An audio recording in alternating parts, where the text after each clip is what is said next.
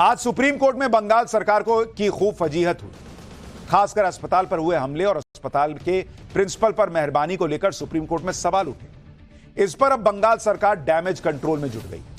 पहला damage control यह कि मेडिकल कॉलेज में हमले के केस में कोलकाता पुलिस ने एसआईटी का गठन किया है। 15 सदस्यीय एसआईटी टीम इस मामले की जांच करेगी। सूत्र बता रहे हैं कि 1000 से ज्यादा लोगों की पहचान की गई। दूसरा डैमेज कंट्रोल यह कि ममता सरकार ने अब मेडिकल कॉलेज के प्रिंसिपल रहे संदीप घोष के खिलाफ जांच के आदेश दिए। अब जाकर इनको समझ में आ रहा कि संदीप घोष की जांच होनी चाहिए। इसी बीच एक बड़ी खबर यह भी आ रही है कोलकाता रेप और मर्डर केस से जुड़ी हुई कि कोलकाता पुलिस ने 2 एसीपी और एक इंस्पेक्टर को आरजीकर मेडिकल कॉलेज में तोड़फोड़ के मामले में सस्पेंड कर दिया है। वो जो घटना हुई थी उस मामले में सस्पेंड कर दिया है। ये तीनों पुलिस अधिकारी तोड़फोड़ के समय आरजीकर मेडिकल कॉलेज में ड्यूटी पर थे। तीनों के खिलाफ विभागीय जांच भी शुरू कर दी गई है। अब सवाल उठता है कि घटना 14 तारीख की रात को हुई। आज हम 20 तारीख पे बैठे हुए हैं। 7 दिन बाद बंगाल पुलिस को समझ में आ रहा है कि जो लोग वहां पर पुलिस वाले थे उन पर एक्शन होना चाहिए। जब सुप्रीम कोर्ट ने लताड़ लगा दी तब इनको एक्शन समझ में आ रहा है।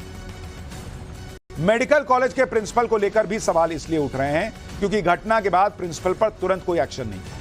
लेकिन जब विरोध के बाद प्रिंसिपल संदीप घोष को हटाया गया तो दूसरी जगह पोस्टिंग दे दी गई। संदीप घोष पर इतनी मेहरबानी किस लिए की गई, इसका जवाब बंगाल सरकार ही दे सकती है। जिस प्रिंसिपल पर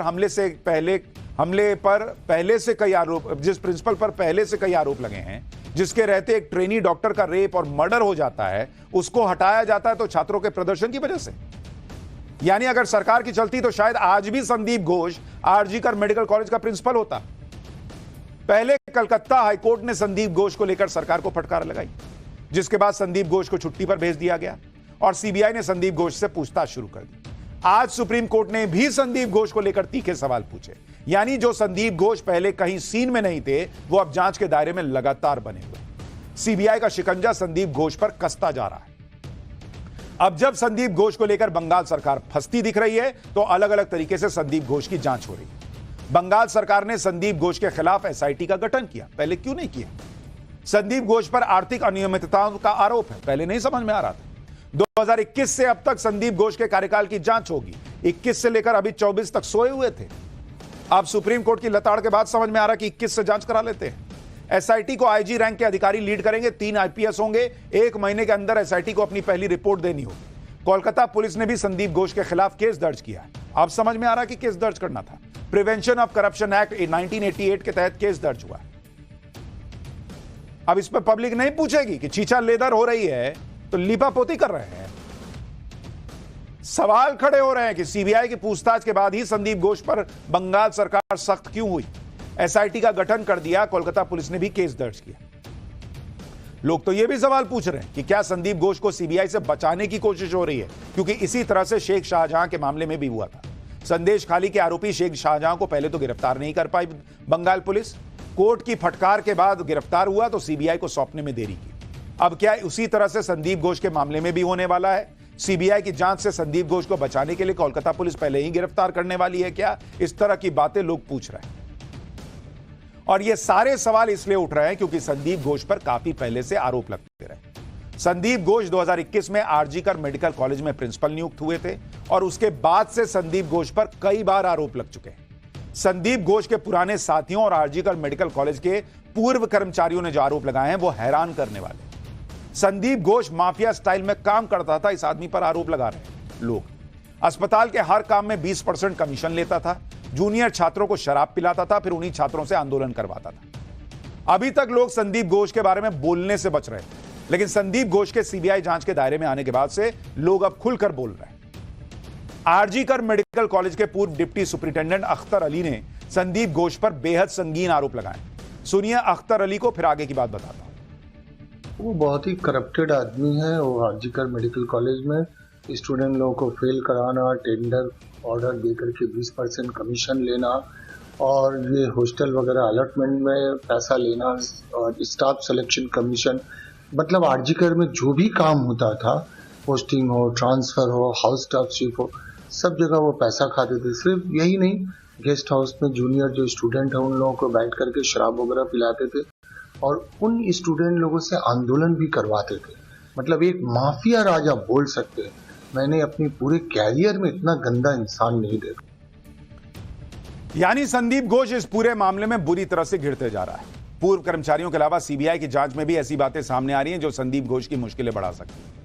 आरजी कर मेडिकल कॉलेज में कई तरह की गड़बड़ियों की बात सामने आ रही है, भ्रष्टाचार के आरोप लग रहे हैं, जिससे संदीप घोष और ज्यादा घिर सकता है।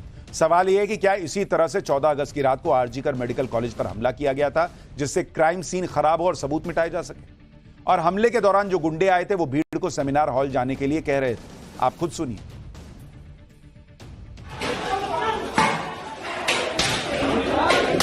होते मारो, होते मारा।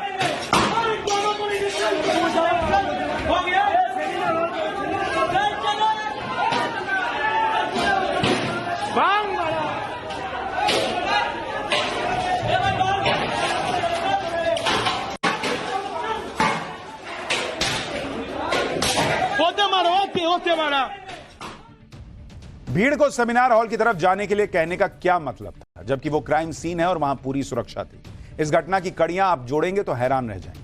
ट्रेनी डॉक्टर के पास से एक डायरी भी मिली थी जो कोलकाता पुलिस ने सीबीआई को सौंप दी। इस डायरी के कई पन्ने फटे हुए हैं, यह आपको कल हमने बताया था, लेकिन इसमें नया खुलासा होने की बात है। ट्रेनी डॉक्टर रोज डायरी लिखती थी। 9 अगस्त को भी ट्रेनी डॉक्टर ने डायरी लिखी थी। डॉक्टर ने एक पेज की फोटो अपने पिता को भेजी थी। पिता के डायरी वाले दावे के बाद सीबीआई पीड़िता के घर पहुंची। सीबीआई ने उस पेज की तस्वीर ली जो पीड़िता ने पिता को भेजी थी। पीड़िता के पिता का कहना है कि डायरी के कई अहम पन्ने फाड़ दिए गए। अब यह भी सवाल है कि आखिर डायरी के पन्ने किसने फाड़े और जिस पेज का फोटो ट्रेनी डॉक्टर ने अपने पिता को भेजा उसमें क्या लिखा है। अब सीबीआई इन सारे बातों की जांच कर रही है। यानी यह मामला जैसा दिख रहा है उतना सिंपल है नहीं, और अब तो नए नए कैरेक्टर सामने आ रहे हैं। रेप और मर्डर के मुख्य आरोपी संजय रॉय का एक करीबी है अनूप दत्त, जो आज सीबीआई के सामने पेश हुआ। यह जो भागता हुआ इंसान आप देख रहे हैं यही अनूप दत्त है, जो संजय रॉय का करीबी बताया जा रहा है। सीबीआई ने अनूप दत्त से भी पूछताछ की है और जो जानकारी आई है वो चौंकाने वाली है। अनूप दत्त कोलकाता पुलिस में एएसआई है।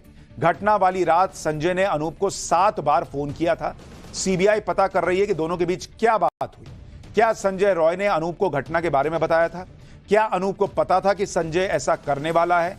इन सारे सवालों के जवाब सीबीआई अनूप से पूछ रही है। सीबीआई इस मामले में तेजी से जांच कर रही है। जो भी संदिग्ध है उनसे पूछताछ कर रही है, एविडेंस कलेक्ट हो रहा है, लेकिन टीएमसी सीबीआई पर सवाल खड़े कर रही है। कोलकाता पुलिस तो सिर्फ एक आरोपी को गिरफ्तार करके केस को खत्म करने वाली है। सीबीआई जांच के बाद घटना के कई एंगल सामने आए, लेकिन टीएमसी कह रही है कि सीबीआई को रविवार तक जांच पूरी कर देनी चाहिए थी।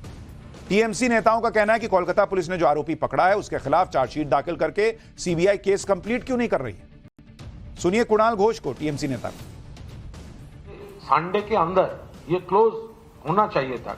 अगर कलकत्ता पुलिस में हाथ में होता तो ये संडे के अंदर क्लोज हो जाता, लेकिन अभी तो सीबीआई के हाथ में है।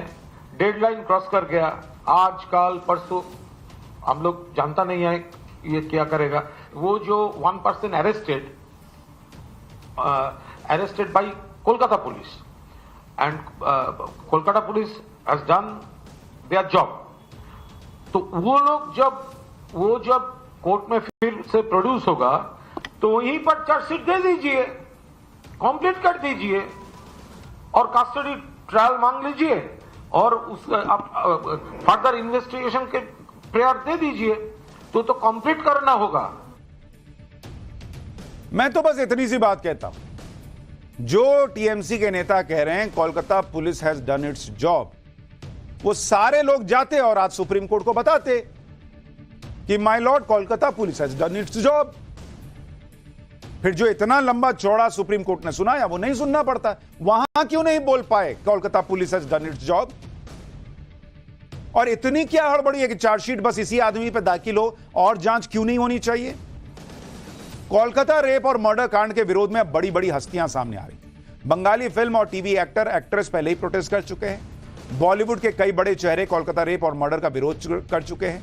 अब बंगाल के सबसे बड़े स्पोर्ट्स आइकन सौरव गांगुली भी इस घटना के खिलाफ प्रदर्शन करने वाले हैं। सौरव गांगुली ने अपने सोशल मीडिया प्रोफाइल पर ब्लैक इमेज लगा ली है और वो पत्नी के साथ इस घटना के विरोध में प्रदर्शन करने वाले हैं। सौरव गांगुली ने कहा कि दोषियों को सख्त से सख्त सजा मिलनी चाहिए। बीजेपी और उसके संगठन लगातार इस वारदात पर ममता सरकार को घेर रहे हैं। कोलकाता में आज एबीवीपी ने रेप और मर्डर के विरोध में जमकर प्रदर्शन किया। एबीवीपी कार्यकर्ता सॉल्ट लेक इलाके में जमा हुए और स्वास्थ्य भवन की तरफ मार्च किया। लेकिन कोलकाता पुलिस ने सभी को रोक दिया। इस दौरान बारिश हो रही थी और सड़क पर पानी भरा हुआ था। एबीवीपी कार्यकर्ता नहीं माने तो पुलिस को लाठीचार्ज करना पड़ा। यह है बंगाल का हाल, जहां ममता बनर्जी अपनी ही सरकार में हुई घटना पर इंसाफ के लिए प्रदर्शन करने वालों को इस तरह से वहां पर लाठियां खानी पड़ती। और आज ही सुप्रीम कोर्ट ने कहा है कि न्याय मांगने वालों पर जरा भी एक्शन नहीं होना चाहिए। और आज ही कोलकाता में क्या हुआ है देखिए। आपको तस्वीरों में दिखा रहे हैं, आप देखिए एबीवीपी के समर्थक जो है आज सॉल्ट लेक सिटी सेंटर से लेकर उनको स्वास्थ्य भवन जाना था और ये विरोध जो है प्रदर्शन किया जा रहा था आरजीकर अस्पताल के डॉक्टर के रेप और मर्डर के खिलाफ। लेकिन तस्वीरों में आप देखिए बड़ी संख्या में पुलिसकर्मी जो यहाँ पर मौजूद थे उनको कहा कि वो स्वास्थ्य भवन नहीं जा पाएंगे। ऐसे में ये बारिश के बावजूद जो यहाँ पर एबीवीपी के समर्थक जो विरोध प्रदर्शन कर रहे थे, फिलहाल पुलिस उनको पीछे खदेड़ रही है। आप तस्वीरों में देखिए पुलिस के जो सीनियर अधिकारी भी मौजूद है वो उनको पुशबैक कर रही है, कह रही है कि वो स्वास्थ्य भवन तक नहीं जा पाएगी क्योंकि स्वास्थ्य भवन के इर्द